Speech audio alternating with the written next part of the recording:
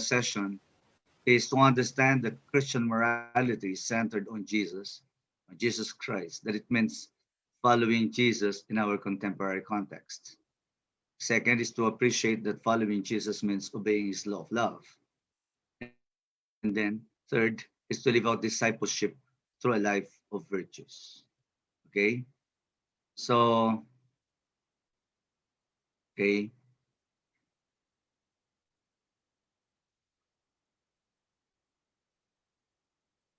wait a minute. I think there's a little problem. But anyway, sige. We'll start therefore with the discussion on Christian discipleship. Okay? What it means to be a disciple of Jesus. I actually, just to be able to ground ourselves to the reality of our experience, I actually requested you to make a sharing, okay, a reflection on when and how did they learn about or know Jesus. Okay, when you say learning about, you could actually speak of Jesus as a third person, but when you talk about knowing Jesus, you actually refer to Jesus as directly uh, with whom one can communicate and have knowledge of. So knowing Him in a profound way through our own realities and experiences. Now, I don't know if you've had opportunity to reflect on that.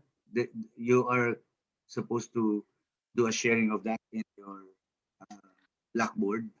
Were you able to make some very little reflections on this response and on these questions? Who did this? Did you see that in the Blackboard posted yesterday morning, afternoon? No. But anyway, No, the reason for this, huh? Did you we respond saw to it. this, sister? So you made an We effort saw to it, but we did not paste our answers on Blackboard because I thought it's a group sharing, oral sharing. no, we don't have the time for the group sharing now. But maybe uh, you could actually just write your answers to the question. The only purpose for this is they don't want to be talking about discipleship or knowing Jesus without coming from your own realities and experiences. Okay, so uh, I'm sure all of us may have had important encounters, okay, and particular experiences of God in our lives, more particularly the person of Jesus. Okay, and I'm sure such encounter or such knowledge of Jesus must have given rise to particular uh, change. Okay, it must have had an effect in our life. Okay, and this may have actually given rise to a particular form of commitment, okay, by which we are able to follow Him in our life.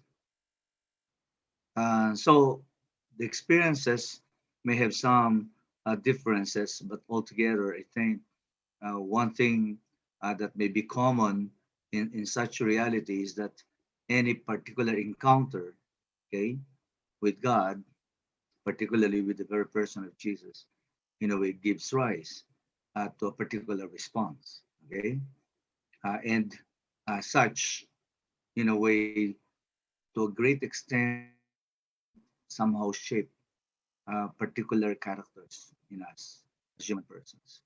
The fact, for example, that you have decided to enter religious life or become a priest, decide to go through the process of giving yourself to the ministry must be indicative of such reality and experience. There was about 4 years ago, I had a co-professor at SVST, Sister Amelia, uh, I think, or Amelia Vasquez, who is actually an expert in spirituality.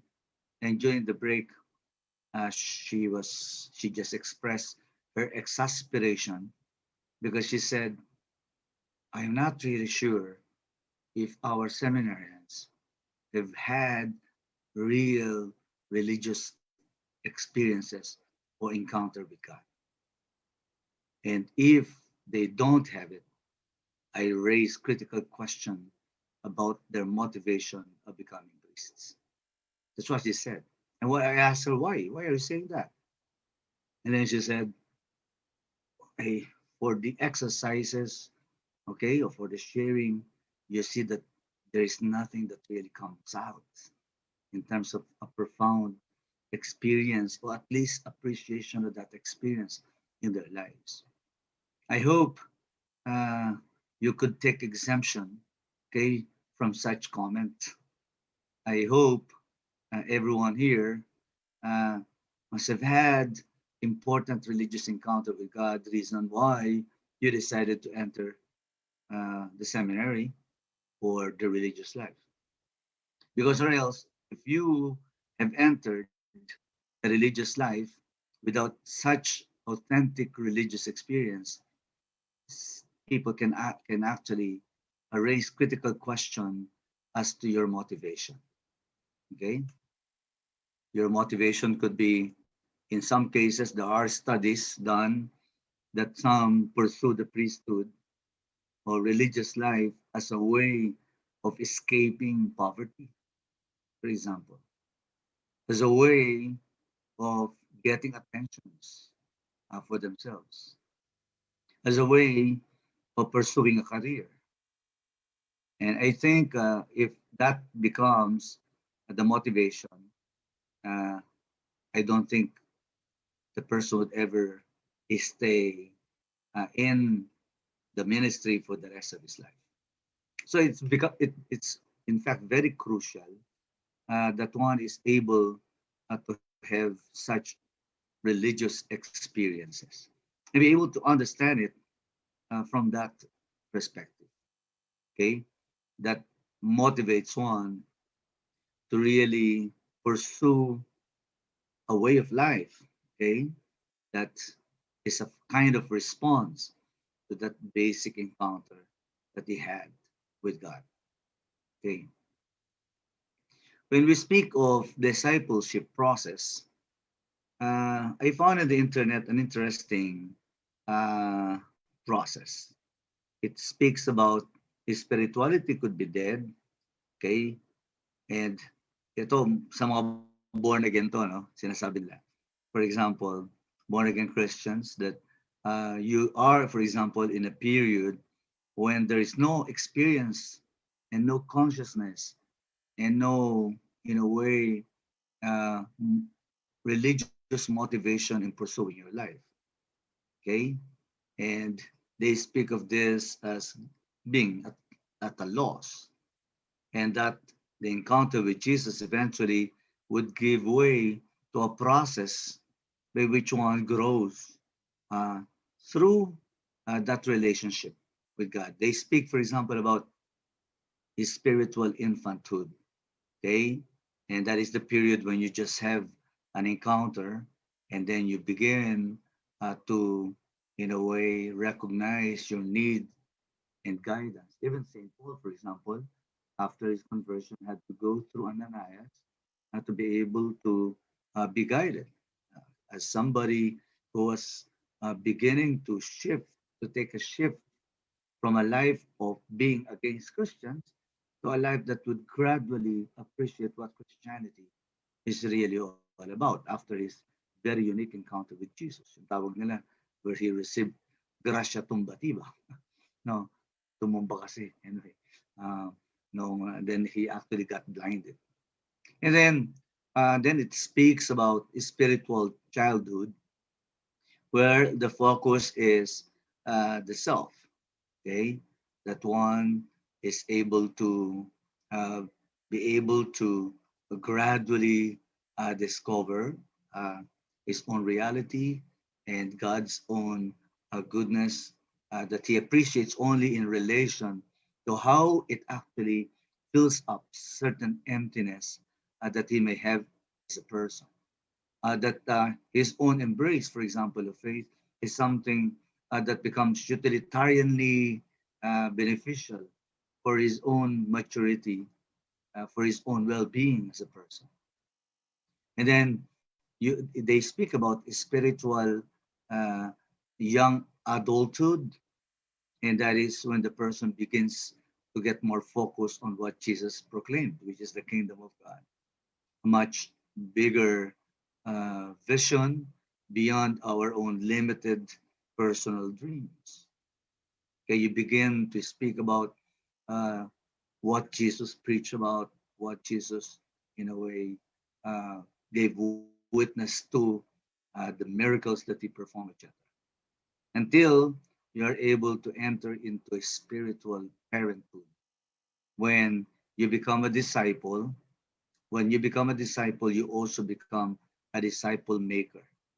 So you become an instrument of proclaiming what you have received and leading people to the same goal that you have actually discovered as a new vision for your life.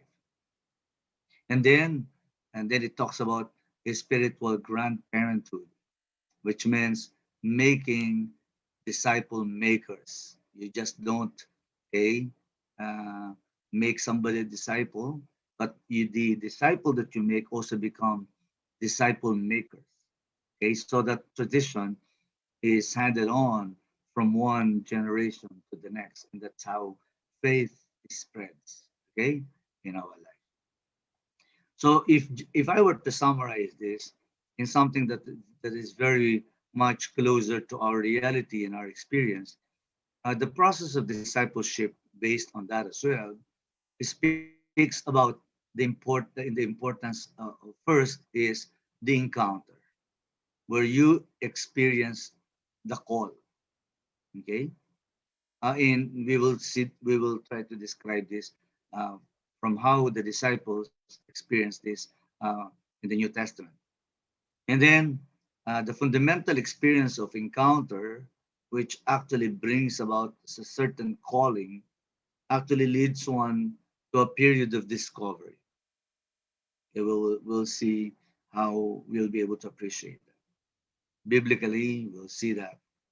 And then after we're able to discover, that is when you begin to give yourself in total commitment to what you actually have discovered. And then after you are able to commit yourself, and that's when you're able to get sent to mission. This is not strange to human reality and experience, isn't it? When you found, for example, when you happen to find somebody in a party and that somebody caught your attention and that you get attracted, that particular encounter becomes more significant and meaningful, and you make it so in that sense. And then you would not leave the party without having to have a way to be able to further discover the person, isn't it? Ano yung contact number mo? What is your contact number? Where do you live? Etc. And so that starts up a relationship, isn't it? Then you try to discover how she values things, what she thinks about different political opinions, etc., etc. Okay, and then when you're able to discover the person, and upon discovery and your own deepening appreciation of the person leads you to say, I think this is the right person for me for the rest of my life. And then that is when a person begins to make proposal for marriage. And that is when you begin to commit yourself.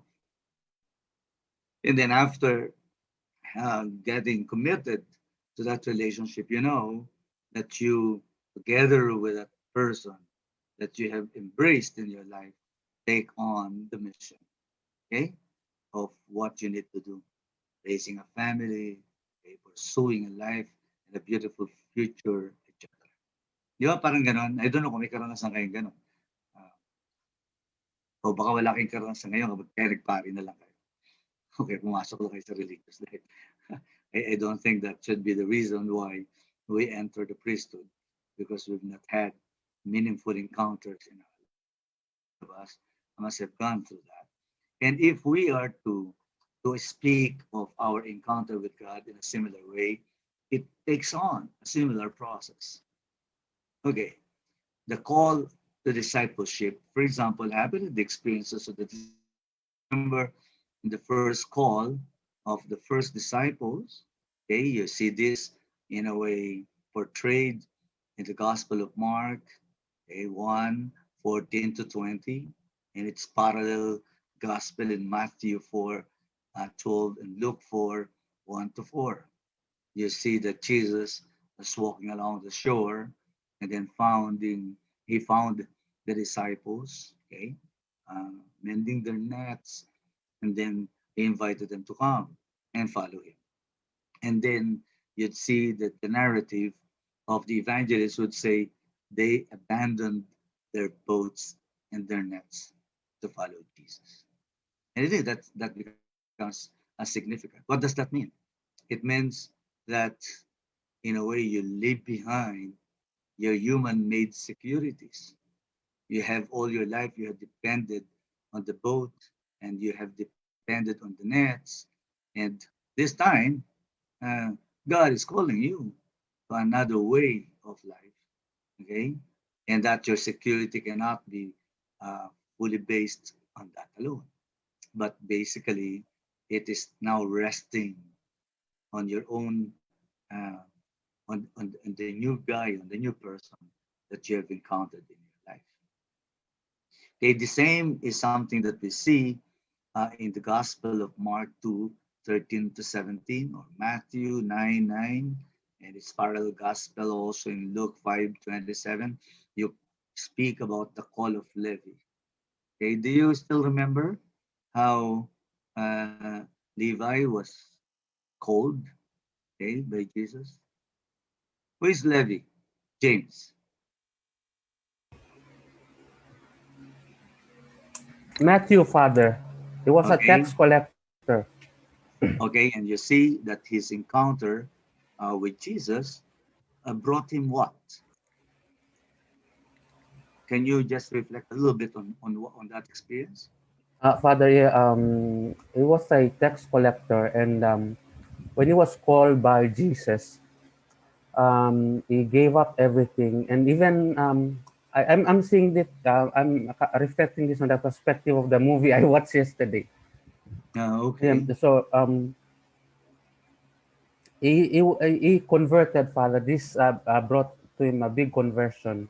okay, okay, And even though when he's converted, the people did not still see him as a sinner and judged him. Judged him. He was judged okay, more than the other disciples. So I think, okay. but the main thing there about Levi was he was able to Uh-huh. conversion. Okay. So you can see that as far as the calling is concerned, God or Jesus called different people in their specific, unique, particular realities and contexts. Okay, he did not choose the most brilliant guys. He did not use only the best and the morally good guys, but he actually chose uh, to be his disciples, people who may be actually marked by their society as sinners or public sinners, like Levi. Uh, I would always experience this as in terms of understanding the call. God did not call us because we are like this or like that. Okay, uh, God calls us for His own particular purpose, and that brings us to a new vision and a new form of life. So whenever we speak of Paul, what we see in our slides, no, I gave you, normally such invitation, okay, that salvific invitation, in a way demands to a great extent a free response that includes first repentance and second faith and then eventually following Jesus. This the whole question about repentance and faith is something that we see present in the preaching of the fathers of the church, even in the letters of Saint Paul. Okay, that once uh, God invites, okay, makes himself manifest what is expected, okay, is a free response in terms of repentance. Di ba? Ito yung sisigaw ni John the Baptist, di ba? Prepare the way of the Lord. And actually, especially during Advent, that is what is actually demanded of those who would like to follow Jesus. The first is repentance. You have to be able to turn away from the old life because they serve as obstacles to the possibility of the movement of spirit in our own lives. And then, of course, when you say, especially during Lent, di ba? Okay, repent and believe in the good news. Okay, repentance comes along with faith. I turn my back to the old life because I want to face a new life. Okay, and therefore, that is about beginning to believe. Of course, spiritual authors have actually dwelt on this. How does this really happen? Okay, there are types of spirituality which would say you have to be able to empty yourself first of all those negative or those our expressions of our vulnerabilities and sinfulness, and before God is able to enter. That is one approach. But another approach is you're a sinner and then you receive God, and in the process, it's like water, like a glass of water. Okay. In one case, you have to empty it first before God comes in. But in some cases, when conversion gradually happens, you have a water full of filth, and then you put water on it. And gradually it replaces the filthy water with a pure water until the person gradually becomes clear and pure in his life. Those are different processes by which one can understand conversion and eventually leading one's life to faith. And when we speak about faith here, it means, assent of the mind to the revelation of God, to the truths God wants us to embrace. It could also be trust. It can mean trust, but it could also mean real change of life and following Jesus. And that is the reason why part of the element of response is actually discipleship. Okay. Once we are able to have a meaningful encounter, normally, just based on our experience, uh, the disciples somehow found themselves getting interested in trying to discover him. One very important episode in the gospel was the account on the call of Nathanael. Do you remember uh, the call of Nathanael? Okay. Can we ask Thaddeus? Can you describe what happened in the call of Nathanael? Thaddeus. Yes.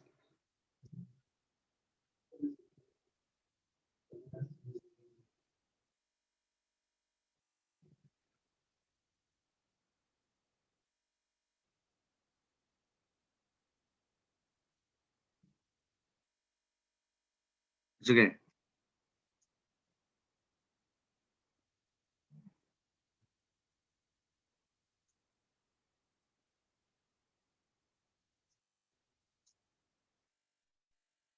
Okay.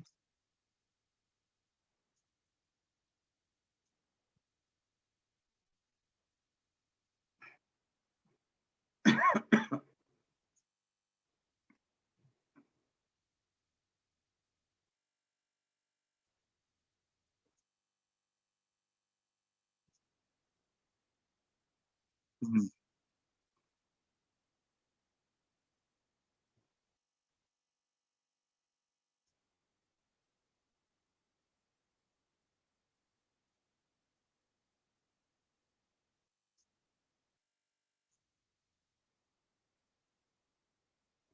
Mhm.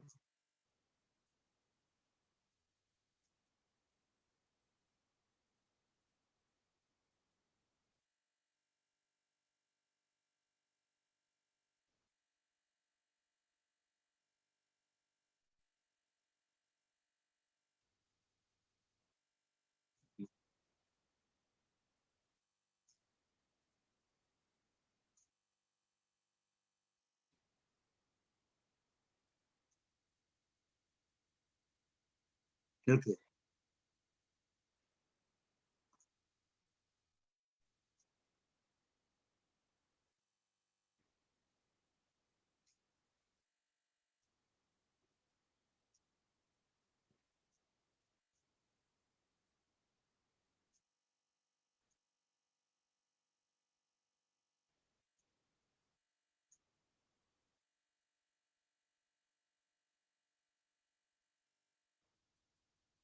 Okay.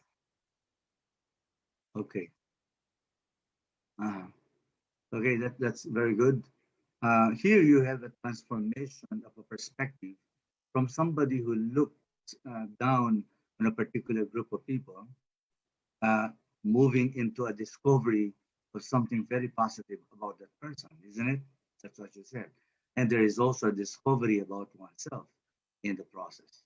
But one thing very crucial about this text, especially, is when Jesus told him, okay, Nathanael, you claim that, no, uh, you claim that I'm the Son of God, etc., just because I told you I saw you under the fig tree. Okay, and then Jesus said, hey, but you will see greater things than that. No? I think that's a very powerful statement. You will see uh, greater things than what you have just initially seen at the moment, which means that our response eventually will lead us to a further discovery of who Jesus is. And that was the experience of the disciples. When they followed Jesus, okay, they were able to discover the teachings of Jesus. And they were curious about the fact that the way Jesus preached about the reign of God is not directly in most cases, but through parables. Okay? And that the mysteries of the kingdom of God somehow is concealed from the learned and from those who are proud, but actually is revealed to the little ones. Joachim Jeremiah, an expert in parabolic studies, actually was saying that God reveals the kingdom of God only to those who have decided to open up themselves to the revelation that God wants to bring to their lives. Okay, but those who, because of pride, arrogance, and hardness of heart, okay, even if they see or hear, they will never be able to discover the truth. Okay, according to Jeremiah. That's why, so that's the reason why actually it is fundamentally one's openness that happens when one is able to remove certain prejudices and certain pride in his person. So all the parables of Jesus point to the kingdom of God. And the same way, uh, they discovered the many miracles that Jesus performed. And according to biblical experts, the whole phenomenon of the miracles of Jesus were all meant to be able to make a concrete sign and manifestation of the reign of God in the lives of people, because God comes tremendum fascinansum, okay, fascinans, no, tremendum. Okay, God, especially in the Old Testament, is experienced as somebody who actually comes that brings a sense of awe to people. Okay, and therefore, uh, the miracles, okay, which were uh, the concrete manifestations of God's presence in the lives among the Israelites, actually were made manifest in the person of Jesus. But above all, discovery of the person of Jesus. The disciples, when they followed Jesus, they actually discovered him, his person, how he lived, what he valued, what was most important to him. Okay, and of course, and above all, they were able to develop that friendship with him. And having experienced that, okay, we realize the discovery of the teaching of Jesus. It's not legislation, but the proclamation of the kingdom that really mattered for him. So the Beatitudes he preached, seem to provide contrasting or paradoxical appreciation of the meaning of life. Okay, those who die are the ones who will rise. Those who actually become humble will be the ones to be afflicted. Those who actually are the servants of all who will be the greatest. So those are, in a way, are part of the proclamation, particularly in the Beatitudes. The poor are the blessed. Okay, the merciful will have mercy given them, and those who actually are persecuted will have the kingdom of God as their inheritance. So here they also discovered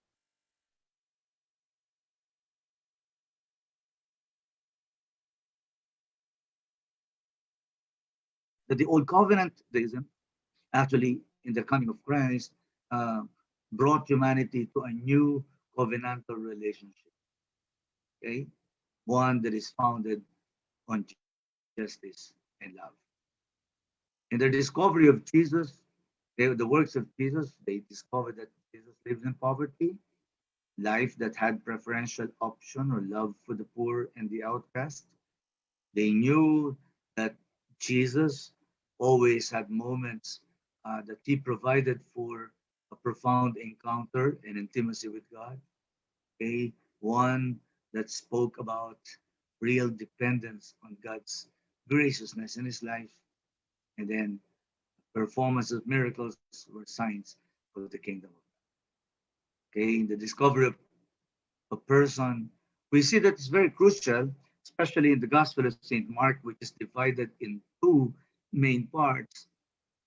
At the very end of this Gospel, in chapter 8, we see that Jesus, who called the disciples and allowed them to see him, to, to, to listen to him, his proclamation, and then also uh, he was able to allow them to witness the miracles that he performed. Okay, at this particular, the very middle point of the Gospel of Mark, okay, the messianic secret, which forms part of the first part, actually gave way to a revelation who the Son of God is, and that the Son of God is not somebody who will take upon him the political glory that some of his disciples and listeners were expecting him to be a king of Israel, as manifested in the gospel. But at that point, Jesus asked them, "What do you, what do people say that I am? And what do you say that I am?" It's basically clarifying their own appreciation of the person of Jesus. So that after they're able to discover the main part about him, that he is the Messiah, how do we understand Jesus as being a Messiah? And that the second part of the Gospel of Mark, after the Messianic secret, is about revealing who Jesus is. That he is going to be a Messiah, but a suffering servant who is going to be persecuted and is going to die on the cross. A revelation that Peter himself was not ready to accept. Reason why he told Jesus, "No, over my dead body, Lord, you will not go to that." But then what Jesus told him, "Get behind me, Satan." Okay, because that perspective is not coming anymore from God. Okay, you said, "I am the anointed one that comes from God." But when you say that, that is actually coming from the evil one, because that becomes a stumbling block for me to realize the mission that God has entrusted to me. Okay, so that becomes very crucial. So the growing knowledge and discovery of the person of Jesus in our lives becomes very important. And such discovery eventually uh, lead led the apostles, and also in our case, this leads us to our total commitment and self-giving. Okay, and when we give ourselves in total commitment, that means being transformed according to the ways of Jesus. First is to have a vision of the reign of God. So you develop a new perspective and a new vision coming from that of Jesus. To embrace the values of the kingdom, it means to have a new set of value system, and to live a life like that of Jesus means to have a new kind of identity and lifestyle. To be in a community of faith becomes our new context and environment, willing to live out and give testimony to the narratives of Jesus and his event in our lives. Okay, so that's like getting married with what we believe in. Okay, until finally we speak of this in terms of total commitment. Okay, we get transformed. Okay, continuing in the total commitment, we get transformed according to the way of Jesus, commitment to love, commitment to let go, and commitment to let God. And basically, this means that love becomes the center. By this, all men will know that you are my disciples if you love one another. Okay, John 13:34. For a disciple to experience the full maturity of being a disciple, that disciple should be ready to be sent to mission. I think that is one area where Catholics will have to develop a greater appreciation of the meaning of discipleship. Sometimes discipleship for Catholics means, being able to learn and then live it in our lives. But the idea of being sent, the idea of becoming a shepherd to other people, doing shepherding, okay, guiding people, okay, to the community is something that does not seem to occupy a central part of our consciousness. So here, after having gone through a school of discipleship, at the very end, before Jesus rose and went back to the Father, okay, he actually sent them, okay, to preach the good news to all peoples in the world, baptizing them in the name of the Father and of the Son and of the Holy Spirit. Okay, so for the first part, I think it's important that we're able to clarify one fundamental identity and character that we are called to have and to be, and that is actually becoming disciples of Jesus. The fathers of the church actually knew and understood Christianity mainly from this particular perspective. And it is important that before Vatican II, this was what was actually retrieved. Okay, in Tübingen School, we noted that earlier when moral theology became already pallid and dry.